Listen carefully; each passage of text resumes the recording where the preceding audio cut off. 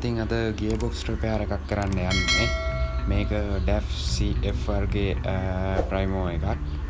ඉතින් මේ වෙනකොට මෙයාගේ සෙන්ටර් බෙයාරින් එක ප්‍රොපර් ෂාෆ්ට් එක ඒ ටික අපි ගලවාගෙන තියෙන්නේ. ගියර්බොක්ස් එක টොප් ෂාෆ්ට් එකනුයි උඩ මවුන්ට් වෙලා තියෙන එන දෙකකින් විතර තමයි දැනට තියෙන්නේ. ඉතින් අපි පොඩි ක්‍රේන් එකක් ගෙනල්ලා මවුන්ට් කරලා තිබ්බ ඉතුරු වෙන දෙකත් ගලවලා මේ විදියට ගියර්බොක්ස් එක ඉතින් ගලවලා එළියට ගත්තා. මේ ගියර්බොක්ස් එකේ මීට කලින් රිපෙයාර් එකක් කරලා තියෙනවා කියලා මේ ඩ්‍රයිවර් කිව්වා.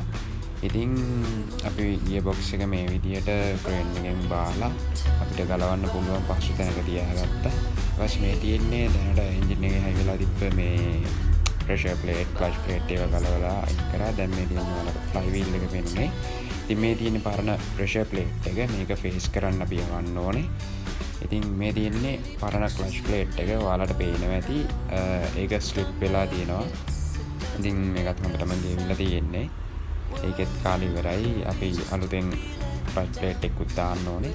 මේ තියෙන්නේ ෆ්ලයි වීල් එක. අපි ඉතින් ෆ්ලයි වීල් එක ගලවගත්තා. මේකේ පයිලට් බෙයාරින් එක ඩැමේජ් වෙලා තිබ්බේ. ඉතින් මේ තියෙන ගියර්බොක්ස් එක අපි මේ ගියර්බොක්ස් එක දැන් ගලවන්න ගත්තා. මේකේ හයි කොටසේ තමයි අවුල තියෙන්නේ. ඉතින් අපි හයි කොටස මුලින්ම ගලවා ගත්තා. ඔය ඉතිරි කොටසෙන් පේන්නේ මැද කොටස තමයි ලෝ කොටස. ඉතින් අපි ලෝ කොටසත් ගලවා ගන්න යන්නේ. ඊට පස්සේ මේ හැම කෑල්ලක්ම සෝදලා පිරිසිදු කරගන්න ඕනේ. ඉතින් මේ තියෙන්නේ ගලවාගත්ත කොටස්. මේ තියෙන ලෝ කොටස. මේ විදියට ගලවාගත්තට පස්සේ අපි කලින් රිපෙයාර් එකට යවපු ෆ්ලයි වීල් එක පයිලට් බෙයාරින් දාලා ඒ ටික හයි කරගත්තා. ඉතින් මේ තියෙන්නේ අලුත් ක්ලච් ප්ලේට් එකයි ෆේස් කරගෙන ආපු ප්‍රෙෂර් ප්ලේට් එකයි මේ ටික හයි කරගත්තා. ඉතින් ගියර්බොක්ස් එකට අපි කරේ වෙන ගියර්බොක්ස් එකක හයි කොටසක් අලුතෙන් හයි කරා. ඊට පස්සේ පරණ තිබ්බ ගියර්බොක්ස් එකම ආයමත් වාහනේට මේ විදිහට හයි කරා. ගියර්බොක්ස් ඔයිලුත් දැම්මම ඔයාලා දකින්න ඇති. ඉතින් මේ විදිහට තමයි මේ රිපෙයාර් එක උනේ. ඊට පස්සේ අපි ටෙස්ට් රන් එකක් ගිහින් බැලුවා කොහොමද වැඩේ සාර්ථකයිද කියලා.